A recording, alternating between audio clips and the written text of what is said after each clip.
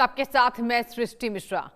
धर्म के आधार पर बने पाकिस्तान ने अपने जन्म से ही आतंक की राह पकड़ी, आतंकियों को पाला पोषा, लेकिन अब आतंकी ही पाकिस्तान की कब्र खोदने को तैयार हैं। लश्कर-ए-तैयबा का senior commander Mohammad Ashfaq Rana POK सरकार पर खुलेआम हमला कर रहा है। पंजाब की तुलना बलूचिस्तान की खराब हालत से कर रहा है और सरकार को चोर कह रहा है। बयान आप भी सुनिए।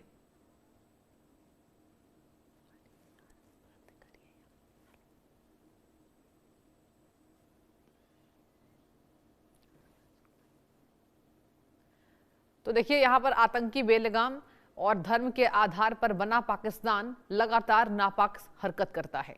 और अब आपको बता रहे हैं कि पाकिस्तान की तरफ से तमाम देशों को चोर कहा जा रहा है। कबूलनामा कभी नहीं इनके आतंक के खिलाफ होता है, लेकिन आपको बताते हैं लगातार आसिम मुनीर चर्चाओं में इसलिए बने हुए हैं क्योंकि वो कट्टरपंथी कहलाते हैं।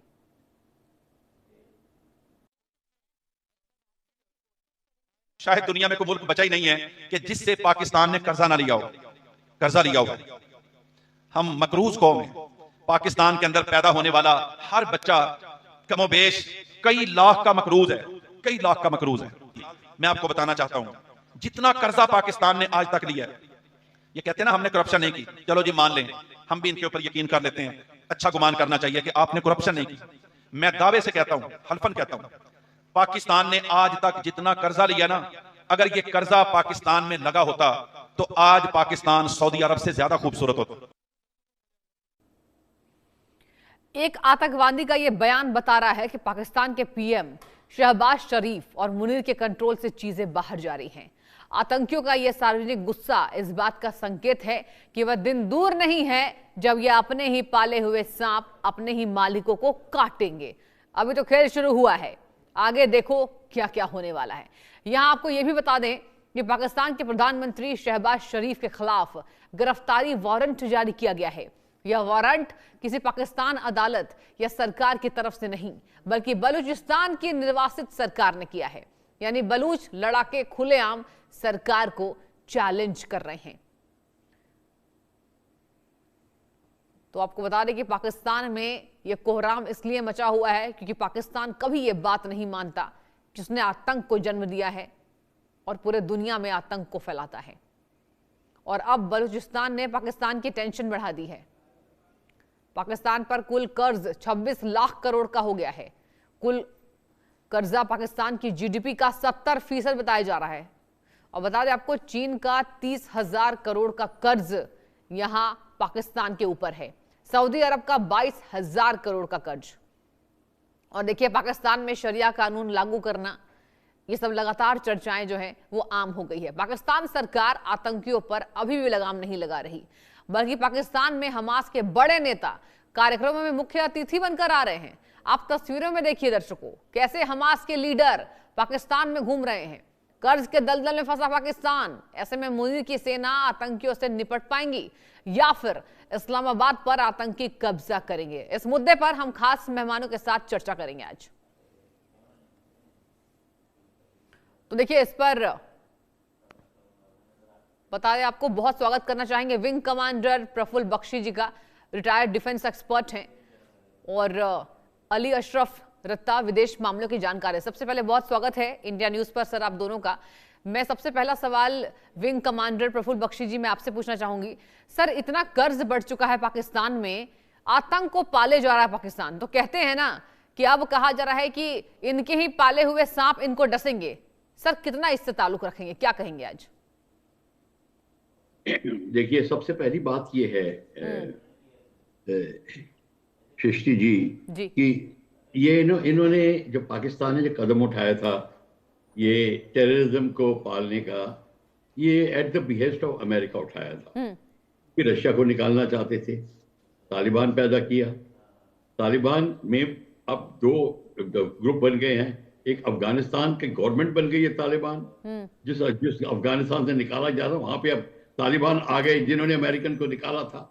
और तालिबान पार्टी जो पाकिस्तान में है वो इतनी ताकतवर है कि डायरेक्ट आर्मी को चैलेंज कर रही है जी। और जो इमरान खान को बहुत उठाया हुआ है उन्होंने, उनका वो मेन आइकॉन है। आप इसको देखिए कि पाकिस्तान की इस समय हालत बहुत खराब है, हालांकि वो बहुत टेररिज्म के साथ सहारा ले रहे हैं। टेररिज्म के कारण ही आर्मी अपनी सत्ता में है।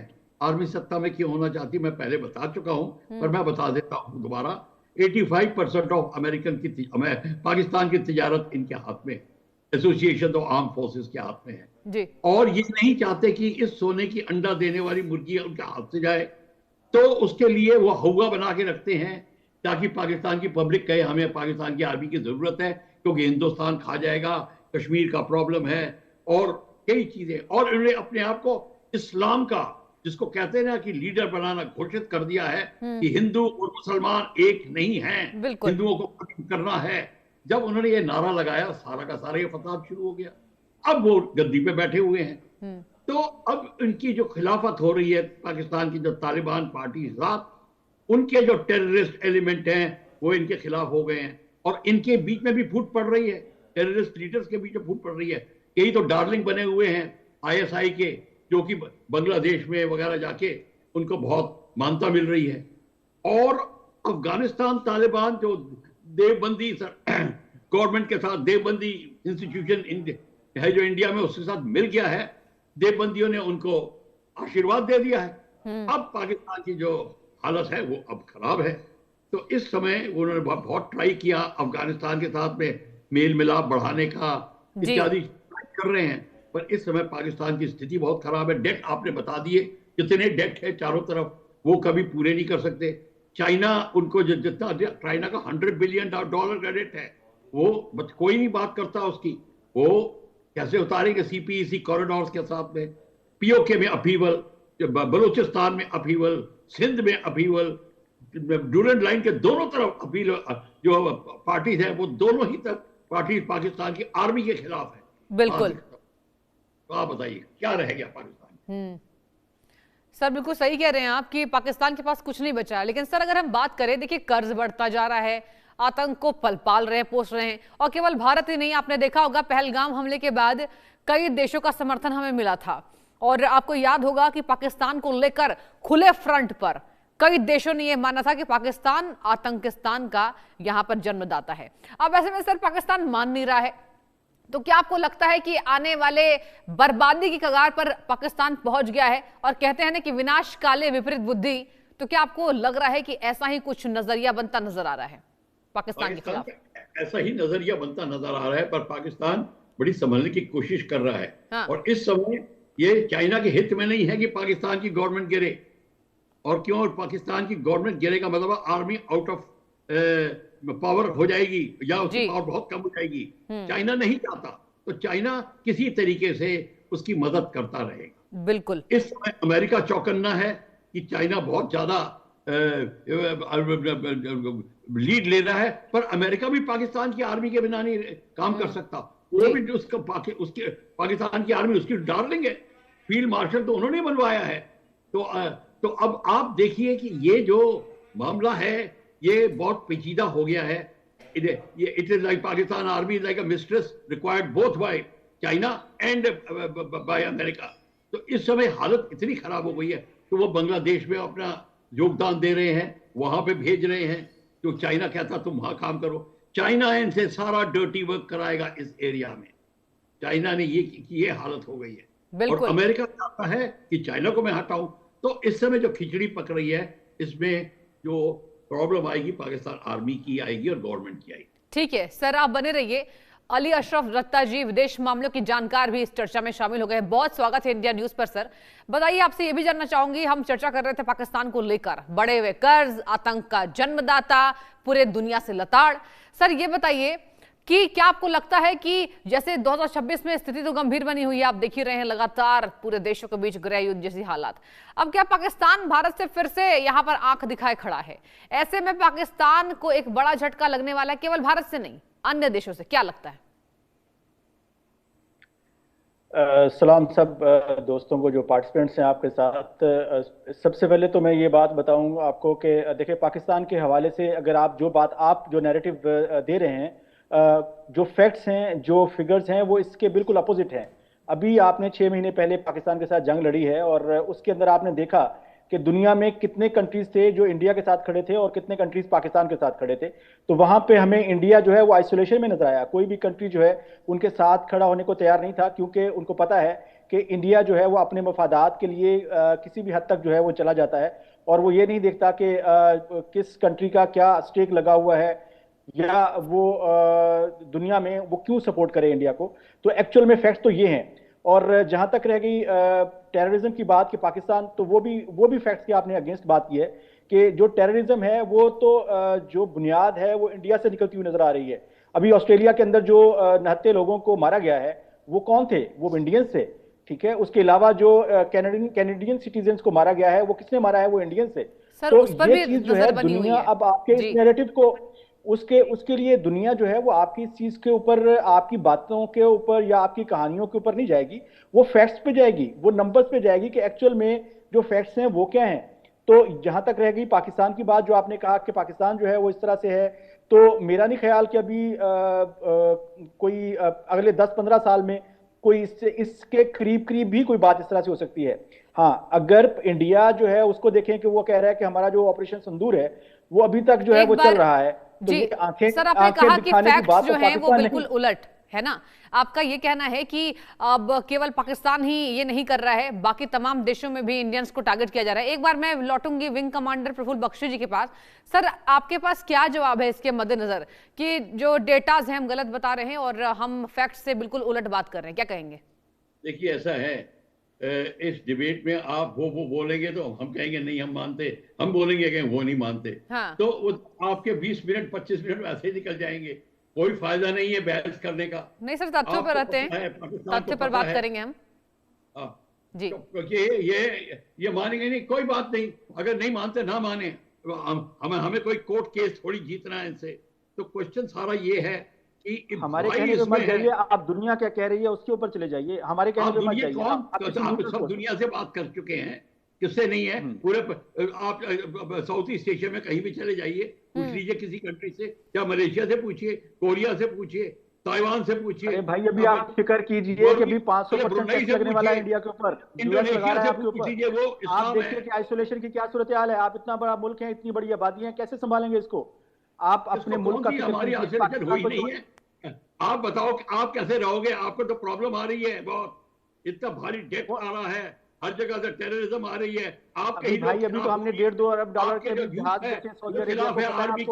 आर्मी के अंदर जहाज टेस्ट किए हैं आपके ऊपर, बलूचिस्तान आग में जल रहा है, पख्तूनिस्तान आग में जल रहा है, आग में जल रहा है। हम तो आपसे आगे बताइए इस मामले में। आपके पास सिर्फ पंजाब रह गया है, पीओके आपसे अलग होना चाहता है, आप क्या बात कर रहे हैं? ऐसे कोई फायदा नहीं है। देखिए, आपकी कहानियों के मुताबिक अली अशरफ जी, आप समझाइए। जो है वो आपने कराची भी फतह कर लिया था। आप भी आपके कहानियों के मुताबिक तो आपने कराची फतह कर लिया था। आपने अभी मई में जो है आपने लाहौर में फतह कर लिया था। हमने तो कोई एक्चुअल में तो ऐसा कुछ नहीं हुआ। वो आपको पता है, आप अपने मीडिया को देखिए, आपके अपने मीडिया को देखिए कि आप चीख के बैठ के आप जो है बॉर्डर ड्रॉ कर करके दिखा रहे थे कि यहाँ से घुस गए, यहाँ से घुस गए, लेकिन एक्चुअल में ये हुआ कि इंडिया को शर्मिंदगी हुई उसके ऊपर। तो आप इस चीज को छोड़ दीजिए कि पाकिस्तान में कहां आग लगी है। आप ये देखिए अरीना के अंदर जो है इंडिया किस पोजीशन पे खड़ा है आज, जो है दुनिया के ऊपर 500% टैक्स लगा रही है, और आप बातें कर रहे हैं कि पाकिस्तान के लिए मुश्किल है। ये तो फैक्ट से बहुत खिलाफ बात है। बात यह है कि हम यहाँ पे, आपने सच कहा कि हम बहस करेंगे, यहाँ पे कोई अदालत तो है नहीं कि हम जीत गए या हार गए या कोई इस तरह से कोई हम फैक्ट से बात कर रहे हैं। आपने सच बात की, लेकिन बात यह है कि आप ये बात कीजिए कि हम नेबर्स हैं। अगर आपको ये बात समझ आ जाए, हम नेबर्स। एक सवाल मैं लेना चाहूंगी अली अशरफ जी आपसे। अली अशरफ जी, आप कह रहे हैं आइसोलेशन की बहुत बड़ी बात आप कह रहे हैं कि पहलगाम अटैक के बाद आइसोलेट हो गया इंडिया। मैं इस पर एक बार विंग कमांडर प्रफुल्ल बख्शी जी से पूरी जानकारी चाहूंगी। सर, एक बार आप बताइए दर्शकों को कि आइसोलेशन की बात अगर अली अशरफ रत्ता जी कर रहे हैं तो कौन कौन से वो बड़े देश थे जिन्होंने पाकिस्तान के खिलाफ मुखर होकर बात कही थी पहलगाम हमले के बाद? सारे के सारे, इंक्लूडिंग अमेरिका। अमेरिका ने भी कहा था। अमेरिका, आपने लग रहा है डोनाल्ड ट्रंप की स्टेटमेंट नहीं पढ़ी है। अच्छा, स्टेटमेंट की बात करते हैं ना सर, एक बार अली अशरफ जी, एक बार स्टेटमेंट की बात करते हैं। आप, अगर हमें याद नहीं आ रहा, एक बार आप याद दिलाना चाहेंगे हाँ जी, मैं याद ये करवाना चाहूंगा कि आपके डोनाल्ड ट्रंप साहब ने जो है वो आपको मेरे ख्याल में हर प्लेटफॉर्म पे ऊपर जाके उसने कहा कि इंडिया जो है हमारे पास भागा भागा आया, उसने कहा कि जंग बंदी करवा दीजिए, हमने उसके अंदर हमने इसके अंदर जो है पाकिस्तान अरे भाई या तो फिर आपने एक दिन पुरानी खबर सुनी सर, उसकी बात तो मान लीजिए। अली अशरफ जी, मैं आपके पास लौट रही हूँ सर। अली अशरफ जी, मैं आपके पास ही लौटना चाहूंगी। आपने एक दिन पुरानी खबर देखी थी, अमेरिका ने क्या बड़ा बयान दिया था? कितनी बार गुहार लगाई पाकिस्तान ने इंडिया से बचने के लिए? आपने सर देखा था वो? इंडिया जी, मैंने तो जो देखिए आप साफ इनकार कर रहे हैं। अब मैं इस पर आपसे क्या सवाल पूछूं? आप साफ इनकार कर रहे हैं कि पहलगाम अटैक के बाद पूरा जो देश है, मतलब दुनिया के सबसे बड़े बड़े जो देश हैं, वो भारत के साथ थे ही नहीं, भारत आइसोलेट हो गया। देखिए सर, इस पर माफी चाहूंगी, ये बात देखिए भारत कैसे आइसोलेट हो गया। अभी एक बार मैं विंग कमांडर प्रफुल्ल बख्शी जी के पास लौटना चाहूंगी। सर ये बताइए, आइसोलेशन पर कौन से वो देश हैं जो मुखर होकर पाकिस्तान को लताड़ चुके हैं? तब कौन सा? ग्रेट ब्रिटेन, फ्रांस, जर्मनी, सबने क्या बोला? सबने बोला कि पाकिस्तान ने सपोर्ट, खाड़ी देशों ने तक पाकिस्तान की निंदा की थी सर। वर्ल्ड की टेररिज्म का हब है पाकिस्तान, सब तो ये बोल रहे हैं, और क्या बोलने को रह गया है? अब ये बात देखिए, ऐसा है, मैं बहुत रंजिश हूं इस बात से कि हमारे ये भाई सच्चाई नहीं मानते, तो हम क्या कर सकते हैं? सर डिबेट में हम यही चर्चा करते हैं, डिबेट हम इसी वजह से चर्चा करते हैं कि चलिए फैक्ट्स पर बात की जाए और दर्शक को यह जानकारी दी जाए कि दुनिया में चल क्या रहा है। हमने सभी बातों पर मुखर होकर बात कही है, लेकिन अगर पाकिस्तान की बात आती है तो दुनिया में तो आक्रोश है ही। अलग बात है, भारत में सबसे ज्यादा आक्रोश है पाकिस्तान को लेकर। और अली अशरफ जी, आपसे मैं एक और सवाल लेना चाहूंगी। आप देख रहे होंगे सर कि लगातार घुसपैठ की साजिश कर रहा है पाकिस्तान। अभी गोले बारूद पकड़े गए, तो आप ये नहीं मानेंगे कि आतंक को जन्मदाता जो है आतंकिस्तान का सबसे ज्यादा अटैक भारत पर कर रहा है, और भारत के साथ कई ऐसे देश खड़े हैं। अच्छा, मैं आपसे एक और सवाल लेना चाहूंगी, खाड़ी देशों के बारे में क्या कहेंगे जो पाकिस्तान के खिलाफ भारत का साथ दे रहे थे? बताइए अली अशरफ जी। अब मुझे ना एक देखें, या तो फिर हम ये जो बातें अभी जो पहले जो है विंग कमांडर साहब बात कर रहे थे, हम उसी से स्टार्ट कर लेते हैं कि कौन से देश आपके साथ खड़े थे और कौन से देश आपके खिलाफ नहीं खड़े थे। बिल्कुल आप तो मुझे बताइए कि इस हम शुरू कर लेते हैं अपने रीजन से। हाँ। इस रीजन में जहां पे हम दोनों कंट्रीज हैं, हाँ। पाकिस्तान है, बांग्लादेश है, नेपाल है, श्रीलंका है, ठीक है, ये हम साउथ एशियन कंट्रीज है ना हम लोग। इन साउथ एशियन कंट्रीज में से आप मुझे बताइए कौन सा देश है जो आपके साथ खड़ा है? कोई भी नहीं है। सब है, नेपाल है, भूटान है, श्रीलंका है, उसके साथ आप लड़ रहे हैं। बांग्लादेश नहीं है, सिर्फ पाकिस्तान के बांग्लादेश नहीं है। एशिया में चले जाइए, जॉर्डन हमारे साथ में है, उसने क्या स्टेटमेंट दी थी? आप पूछिए, आप सोचिए, देखिए आप सोचिए, आप देखिए, आप आग लगने की बात कर रहे हैं, आप आग लगने की बात कर रहे हैं। दूसरी साइड पे जो है आप अपने मुल्क के अंदर जो लगी हुई आग है, 7 स्टेट्स हैं जो आपकी, असम है, वो आपसे जुदा हो रहा है, वो आपसे लड़ रहा है। आप जो नागालैंड की आपकी जो मूवमेंट्स हैं उनको आप देखिए, आप अपने अंदर की आग बुझाइए, हमारे अंदर की आग को आप छोड़ दीजिए, हम बुझा लेंगे, हमें पता है कैसे बुझाना है और उसको कैसे ट्रीट करना है। ठीक है, ये हमने पिछले 20-30 साल में देखा है और हमको पता आपके सिर क्या गया। अब आप बात सुनिए, मैंने सुन ली बात। जितने अंदर आग लग रही है वो पाकिस्तान बेस्ड टेररिज्म है, रेडिकल इस्लाम है, और रेडिकल इस्लाम बहुत ठीक होता है। आपके हजारों किलोमीटर इस्लाम है, वो रेडिकल इस्लाम काम कर रहा है, और हर जगह वही आपके आतंकवादी, चाहे लाल किले में थे, चाहे कहीं थे, सबका कनेक्शन पाकिस्तान के साथ था। तो हम अब देखिए, ऐसा है, इस्लाम का सहारा लेकर आप बड़े आराम से काम कर सकते हैं। ये मैं मानता हूं, यहाँ पे आपकी बढ़त है।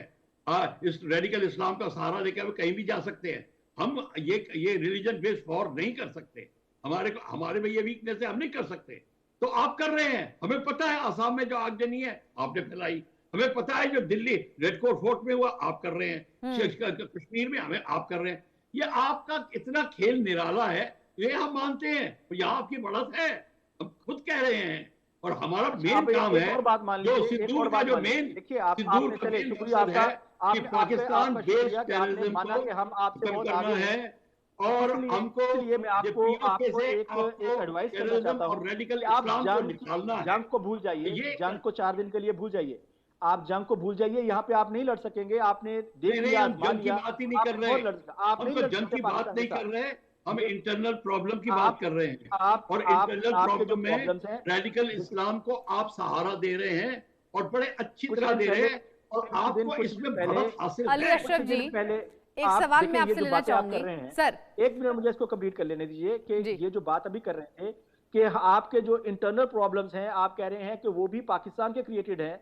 तो आप सोचिए कि पाकिस्तान, अगर मैं इस चीज को भी देखूं कि पाकिस्तान की एजेंसियां और इंडियन एजेंसियां किस तरह से प्ले करती हैं, ये विंग कमांडर साहब से बेहतर कोई नहीं जानता है। तो इसका मतलब है कि जो पाकिस्तान, या जो अगर उस सिनेरियो में भी देख लिया जाए, तो आप जो है इस काबिल नहीं है आपकी एजेंसियां कि आप अपने इंटरनल मामलात को भी हैंडल कर सके।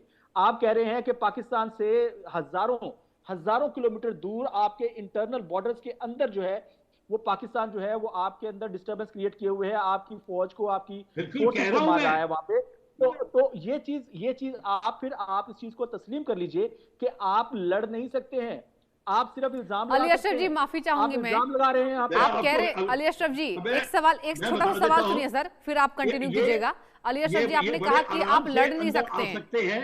ये बड़े आराम से हिंदुस्तान में आ सकते हैं, क्योंकि इस्लाम का सहारा लेके एब्सोल्युटली एवरीथिंग इज इलेक्ट्रिफाइड, वो सब कुछ ठीक है, पर आके मार तो खाते हैं। अब इतनी दूर से पिटने के लिए, मरने के लिए आते हैं, तो ठीक है, करते रहिए। पहलगाम में भी आए, अब हो रहा है, अब के सारे स्लीपर सेल्स को आप सपोर्ट करते हैं, वो इस्लाम का सहारा लेते हैं। ये देखिए, आपकी पैदाइश ही इसी कारण हुई है, पाकिस्तान बना ही है। अच्छा, एक सवाल लेना चाहूंगी बख्शी साहब, बस एक सवाल मैं लेना चाहूंगी अली अशरफ जी से। देखिए, हमास का कमांडर आता है पाकिस्तान, मिलता है आतंकवादियों से, सर क्या कहेंगे? आपने देखा होगा हमास ने क्या किया, इस पर क्या कहेंगे? और एक और छोटा सा सवाल है, आप दोनों को मिलाकर जवाब दीजिएगा। अभी हमने अपने दर्शकों को भी दिखाया कि पाकिस्तान में कट्टरपंथियों ने हिंदू युवक की हत्या कर दी। सर कुछ जवाब है इसको देने के लिए, इस बाबत आपके पास? अच्छा, ये ना विंग कमांडर साहब ने भी जो कोशिश की, मैं भी आपसे भी रिक्वेस्ट करूंगा कि देखिए, किसी भी चीज को, किसी भी लड़ाई को किसी मजहब के साथ आप जब भी जोड़ेंगे तो आप प्रॉब्लम को बड़ा करेंगे। सर, हम मजहब से नहीं जोड़ रहे थे, नहीं जा रहे। अभी आपने कहा कि यहाँ पे हिंदू को मार दिया, आप पिछले 3 महीनों के आप फैक्ट्स उठा लीजिए कि इंडिया के अंदर मुसलमानों को किस तरह से जो है मोब्स ने उनको काटा, उनको मारा, उनको जलाया। ये इंडिया के अंदर हुआ ना। इस पर जवाब दीजिए प्रफुल्ल बख्शी जी, मैं चाहूंगी आप जवाब दीजिए सर। अब सुन लीजिए, किधर हुआ है, मैं बात मुकम्मल कर लूं पता है। तो अब दूसरी बात है, आप दूसरी बात जो आपने बात कही कि आप, ऐसा है जो ये आप कोई भी कहानी लगा दीजिए और हमें मानना पड़ेगा कि मतलब हम भी कुछ बोले आप मानिए, आप बोले हम मानिए, ऐसा नहीं होता। देखिए, यहाँ पे ये रेडिकल, जहाँ आप इस्लाम का सहारा लेकर तो सारा काम कर रहे हैं, ठीक है, जब लॉ एंड ऑर्डर में प्रॉब्लम आती है, समय का अभाव है। आप दोनों को बहुत शुक्रिया तमाम चर्चा में जुड़ने के लिए। और चलिए वक्त के ब्रेक का, आप देखते रहिए इंडिया न्यूज।